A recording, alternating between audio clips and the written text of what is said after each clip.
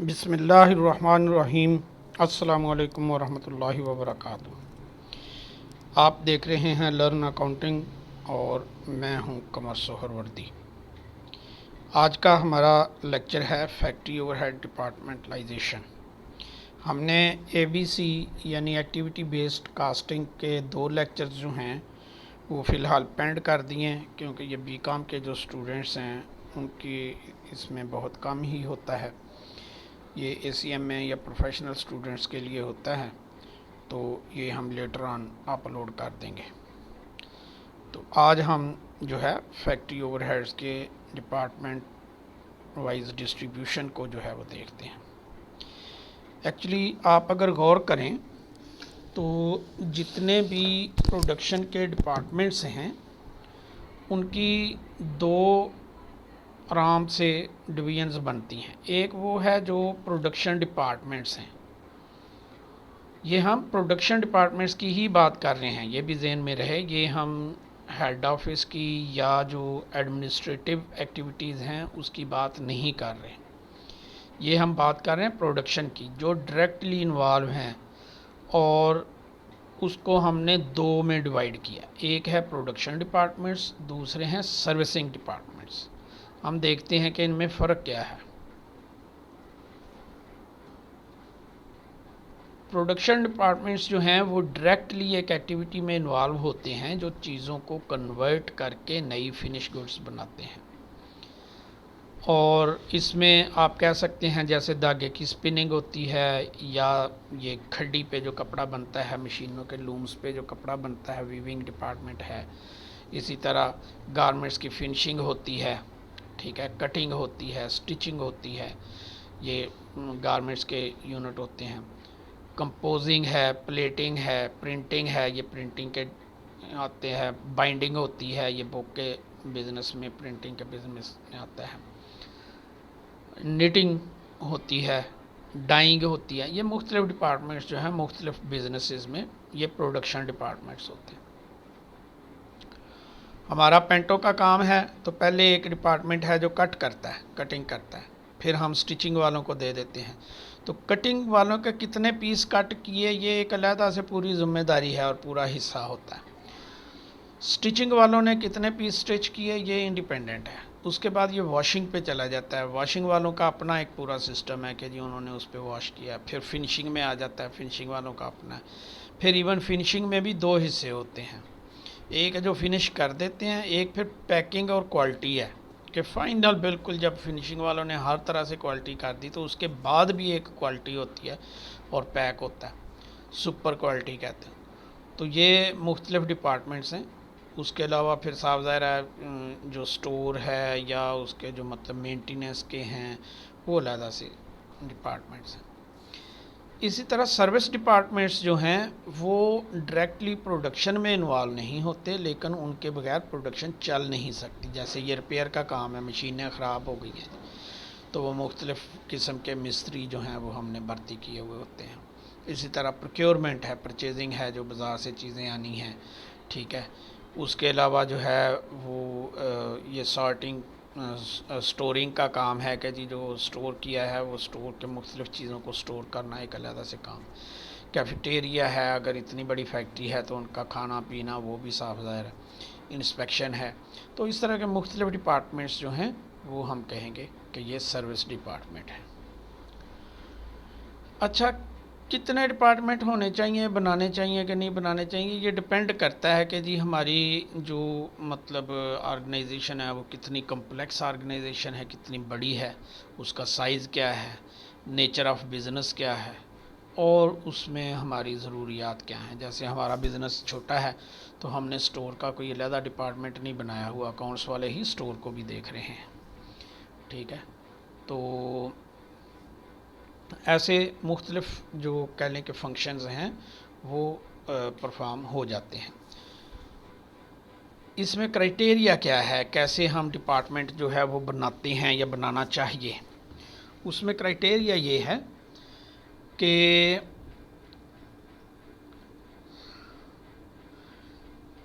पहले नंबर पे तो हम देखते हैं सिमिलैरिटी ऑफ वर्क। मशीनें एक जैसी हैं, काम एक जैसा है, जैसे कटिंग एक डिपार्टमेंट है, स्टिचिंग एक डिपार्टमेंट है। फिर ये है to enable organisation to fix the responsibility, जो मतलब बंदे जो हैं वहाँ काम कर रहे हैं तो हमने किसी न किसी की जिम्मेदारी जो है वो फिक्स करनी होती है। तो वो जिस हिसाब से, यानी प्रोडक्शन ओवरऑल एक डिपार्टमेंट हो सकता है और उसके नीचे फिर जो है कटिंग और स्टिचिंग हो सकते हैं। फिनिशिंग अलहदा डिपार्टमेंट हो सकता है जिसके नीचे फिनिशिंग और पैकिंग वगैरह जो है वो दो अलहदा डिपार्टमेंट हो सकते हैं। सर्विस डिपार्टमेंट्स का एक अलहदा ओवरऑल डिपार्टमेंट हो सकता है सारा ही। तो इस तरह से ये एडमन और मतलब उसको सर रिपेयर वगैरह को इकट्ठा किया जाता है। अच्छा, फिर ये है कि location of the operational activities जो हैं वो कैसे हैं, मशीनरी कितनी कितनी दूर है, कैसे है, उसी हिसाब से फिर डिपार्टमेंट बनाए जाते हैं। अच्छा, flow of product through different manufacturing activities, जो फ्लो ऑफ प्रोडक्ट है, प्रोडक्शन है, वो कैसी है, उसी हिसाब से ये डिपार्टमेंट्स बनते हैं। जैसे ये मैंने बताया कि कटिंग होगी, कटिंग से पहले स्टोर में कपड़ा आएगा, स्टोरिंग होगी, फिर कटिंग होगी, फिर स्टिचिंग होगी, फिर वॉशिंग होगी, फिर फिनिशिंग होगी, फिर पैकिंग होगी, ठीक है, फिर उसकी डिस्पैचिंग वगैरह का सिलसिला है। तो वो अगर बहुत बड़ा बिज़नेस है तो हो सकता है ट्रांसपोर्टेशन का भी एक अलहदा अपना बिज़नेस काम हो। तो number of departments required due to nature of the business, ये मुख्तलिफ फैक्टर्स हैं जिसके हिसाब से हम बनाते हैं डिपार्टमेंट्स। डिपार्टमेंटल एफओएच का तरीक़ाकार क्या है? हम एक एक्टिविटी लेवल सिलेक्ट कर लेते हैं। फ़र्ज़ करें हम कहते हैं जी लेबर आवर्स है या मतलब मशीन आवर्स है। एक डिपार्टमेंट की हम कास्ट देख लेते हैं कि जी इतनी इसकी कास्ट है। फ़र्ज़ करें स्टोर है तो हम कहते हैं जी इतनी इसकी कास्ट आएगी, स्टोर को चलाने में, रखने में, उसका मतलब सारा ख़र्चा इतना स्टोर की रखने का। तो उसकी कास्ट कैसे जाएगी जी, कटिंग को इतनी जाएगी, ये प्रोडक्शन को इतनी जाएगी, ठीक है। तो वो क्राइटेरिया जो है वो पहले सेलेक्ट कर लिया। फिर कास्ट खाली डिस्ट्रीब्यूशन ऑफ कॉमन कास्ट, ये कॉमन कास्ट जो है सर्विसिंग की होती है। और जैसे रेंट है तो हमारी कटिंग भी वही है, फिनिशिंग भी वही है और स्टिचिंग भी वही है। तो हम चाह रहे हैं कि कटिंग आउटसोर्स भी हो सकती है, तो हम किसी और स्टिचिंग की हमें जगह चाहिए और तो हम कटिंग आउटसोर्स कर देते हैं। तो कटिंग को कितना ख़र्चा आ रहा है जी, कटिंग का हिसाब लगाएं, या फिनिशिंग आउटसोर्स कर देते हैं। तो वो हिसाब जो वो इस तरह के डिसीजन जो हैं वो यहाँ उसके लिए हमें वो जो किराया है, उसकी बिजली का ख़र्चा है या इस तरह, उसको फिर टोटल ख़र्चा इकट्ठा ही आ रहा है, किराया तो पूरी बिल्डिंग का आ रहा है। अब कितना हिस्सा जो है वो फिर जितना एरिया में जितने स्क्वायर फुट उसको एलोकेट करने हैं, ये जितने एलोकेट कर दें जी स्टोर को इतने, वो कास्ट इस तरह से रेंट सब में डिवाइड हो जाएगा, सारे डिपार्टमेंट में, सर्विस में भी और नॉन सर्विस डिपार्टमेंट्स में भी। जैसे रेंट है फॉर एग्जांपल, वो सब में डिवाइड हो जाएगा। अब फिर जो सर्विस डिपार्टमेंट की जैसे स्टोर की टोटल कास्ट आई, उससे बाकी लोग जितने मुस्तफ़ीद हो रहे हैं उस हिसाब से हम वो डिवाइड कर देंगे। ये आगे हम क्वेश्चंस में देखेंगे। Distribution of common cost, service department की कॉमन कास्ट फिर डिस्ट्रीब्यूशन हो जाएगी। जब ये प्रोडक्शन वालों को सबको हो जाएगी तो फिर उसके rate for service department is calculated at this level. जब ये तीन पहले सर्विस डिपार्टमेंट की कास्ट प्रोडक्शन को चली जाएगी, फिर हम उसका रेट निकालेंगे।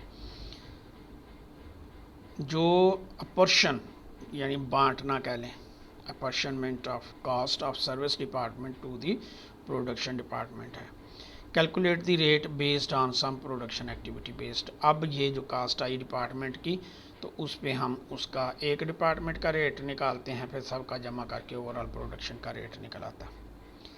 इसमें कुछ कास्ट तो डायरेक्ट हैं, जो कह लें कि सारे डिपार्टमेंट की अपनी अपनी हैं। जैसे कितने लोग कहाँ काम कर रहे हैं तो हर डिपार्टमेंट के अलग-अलग हैं, कौन सी मशीन कहाँ है वो हर डिपार्टमेंट के अलग-अलग हैं।